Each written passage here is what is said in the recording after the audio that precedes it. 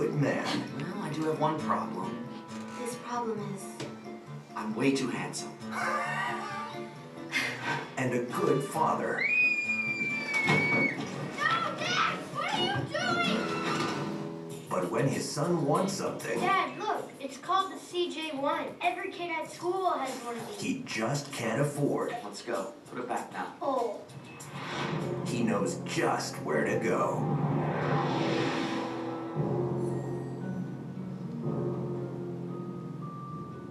I've got something better than CJ1. Want to see it?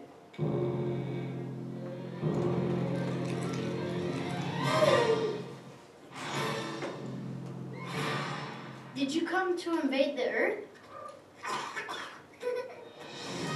Say, I've never seen anything like this before. It's all flexible. From Stephen Chow, director of Shaolin Soccer and Kung Fu Hustle. It's tested, and I didn't prepare because I was playing with you. You think you might help me out? Comes a comedy that's out of this world.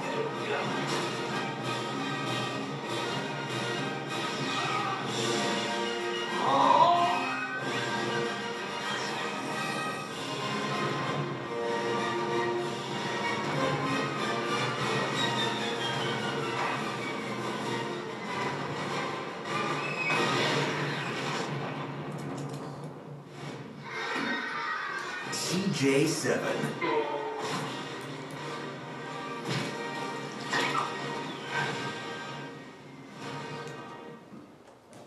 Okay. What do you think? Oh, sweet. Oh, you want to watch the film after watch the trailer? Yeah. Yeah, maybe. Okay. So this one actually has a very touching ending. In the end, the father and son learns what's the true meaning of family, and also what things cannot buy, money cannot buy. Okay. So it's actually a comic story with a touching ending.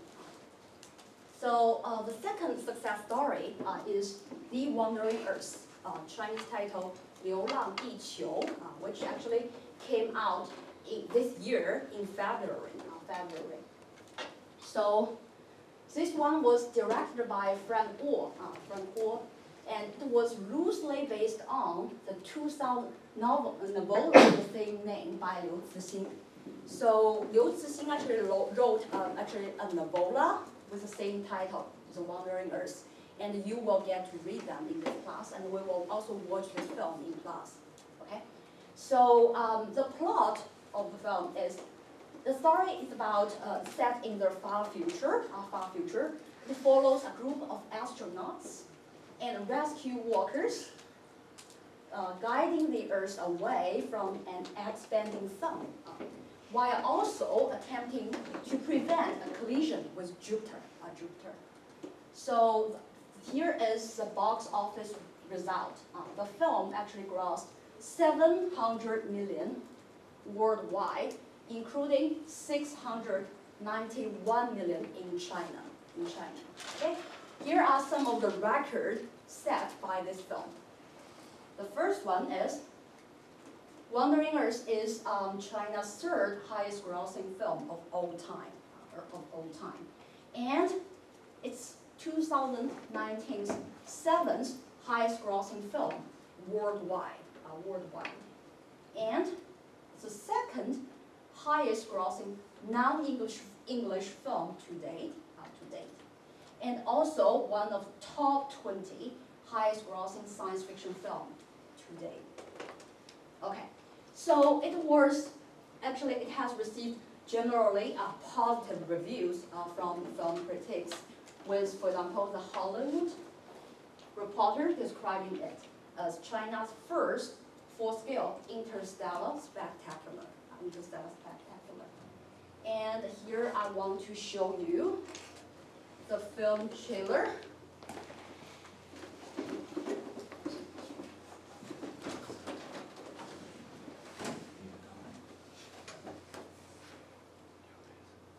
Working?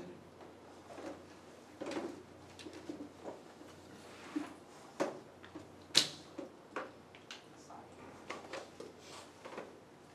Let's go back.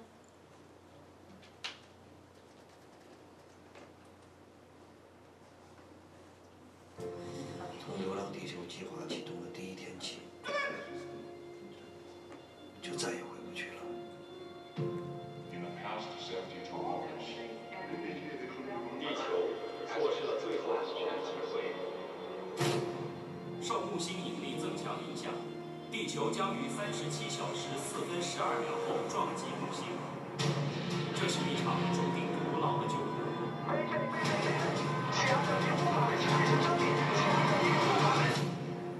看来我们只能靠自己了。30年来，发动机从来没有熄过火，这不是简单的救援，我们摊上大事了。Warning, Earth engine system failing.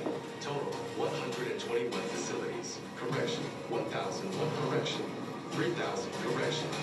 Correction, correction, correction, correction, correction, correction.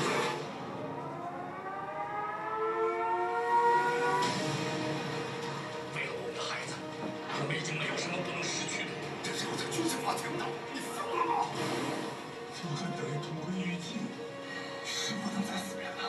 地球上35亿人，我老婆孩子全他妈白死了。你可想好了？这是我们唯一回家的机会。快呀，快！我原来以为家在身后，现在才知道，家在前面。千万要顶住！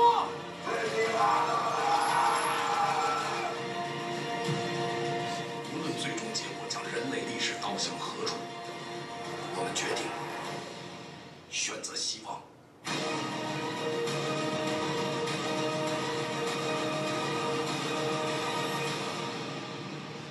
祝地球好运。So as you can see, now it's available on Netflix. If you are intrigued, go watch it for yourself. Okay. Do you mind turning on the light? Now let's move on. Okay. So I have talked a lot about how science fiction films are very popular in China nowadays. But how about science fiction itself?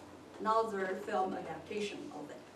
So actually, up till the year 2010, science fiction was actually very popular among the science fiction fan group. It only make up a very small percentage of China's general reading public. But all this changed in 2010. So here I want to tell you a story about the three-body problem, Han Song, Fei Dao, and also a literature conference that changed the field of Chinese science fiction. Okay, so do you still remember the three-body problem, right? The Hugo Award winner for Best Novel in 2015. Han Song is one of the big three contemporary Chinese science fiction writers. And Fei Dao, his name is a wordplay from the Taoist classic, 道可道非常道, right? And he's one of the young authors of Chinese science fiction today. Okay? And also a literature conference. Which literature conference, you may wonder, right? Why this literature conference changed the whole field? So it's actually a story told by Song Mingwei. Here I include a picture of Song Mingwei here in the corner. He is a Chinese literature professor from Wellesley College, and I have invited him to come visit Holy Cross on October 2nd. So you all get to meet and speak with him in person. So the story begins in the year 2007. So Song Mingwei's friend Yan Feng sent him a manuscript called 三体. 三体 is the Chinese title for the three-body problem. And Yan Feng is actually a literature professor from Fudan University, one of the top universities in China. So Song Mingwei got 三体, the three-body problem's manuscript in 2007, actually 7 years before it's released, okay? So, but he got busy in a lot of things, and he didn't get to read it until 2008. So in 2008, Song Mingwei finally finished reading it, and he was kind of obsessed with this science fiction genre, Chinese science fiction genre in general. So he reread all of the published works of major Chinese science fiction writers ever since.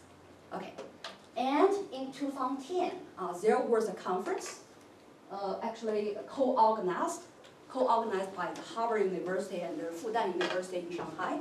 So Song Mingwei is one of their, he works for their organizing committee. So he actually strongly recommends the organizers to invite Liu Zixin, the author of Santi, Three Body Problems, to the conference. Okay. But unfortunately, Liu Zixin couldn't make it due to a schedule conflict. But his peers like Han Song and Fei Dao actually came to attend this conference. So before that, the China's mainstream literary field, they know nothing about Chinese science fiction. But all this is about to change. So the conference actually concluded with a late afternoon roundtable discussion that actually gave these two science fiction authors, Han Song and Fei Dao, 10 minutes to talk about their genre. Okay. So Han Song actually talks about the amazing development of science fiction novel over the past decade, because science fiction actually experienced like a golden decade from 1999 all the way to 2010. But very few people know. Okay? So Han Song, but Han Song talks about and introduce the history, the current development of science fiction to the whole field. And Fei Dao, the young author, he strategically linked the contemporary author's artistic pursuits and social concerns to Lu Xun. For these who has actually taken my masterpieces of modern Chinese literature class last semester, you will know who Lu Xun is, right? He is like the founding father of modern Chinese literature. Everyone in China know him, right? And also familiar with his works. So Fei Dao, by linking actually the importance, the significance of science fiction back to the works of the founding father of the field, which kind of, highlights the significance or the importance of the genre of science fiction, right? So in the end, the entire audience during this 10 minutes presentation, they kept silent and listened with great interest to these two science fiction authors. So it was a moment that actually changed the whole field. And this is the time, marks the time, July 13, 2010. 3:30 p.m. 3:30 p.m. So Chinese science fiction, as I have mentioned before, they have already experienced one decade of its own golden age, from 1999 all the way to 2010. But unfortunately, it was almost unknown to people outside the circle of science fiction fans in China. So the mainstream literary scholars knew nothing about it, okay? It was not well recognized until this time. And right after the roundtable, everything started to change. So Theodore Hooters, who is a Chinese literature professor from UCLA, after he came back from this Shanghai conference, he did a special issue for Rendition, one of their literature magazines, Rendition, to introduce China's major science fiction writers in English articles, which means more readers, right? More publicity. So also in the year 2014, Liu Ken is a very important figure in the field of Chinese science fiction today, not only because he is the translator of the Three Body Problems and a lot of other famous Chinese science fiction stories. He himself writes science fiction. He is a multiple time science fiction award winner, and he is actually a lawyer. He went to Harvard, and he was a lawyer by the day and science fiction writer and translator by the night. And he lives in Boston. So I was kind of hesitating whether I should invite Liu Ken or Song Mingwei to visit Holy Cross when I prepare for the class. But you will see a picture of him. Okay. So Liu Ken, his translation of the Three Body Problem came out in the year 2014. So before that, because if an English translation of the novel is not available in the book market, no one knows it, even though China has still its own, readers. But once it gets translated to English, Hugo Award Committee, Nebula Award Committee, they start to see it, right? So that's why in the year 2015, the 3 volume from Rome won the Hugo Award, and this new wave of Chinese science fiction became an international sensation. So after that, Obama, as I mentioned before, President Obama and also Mark Zuckerberg, the Facebook CEO, they both praised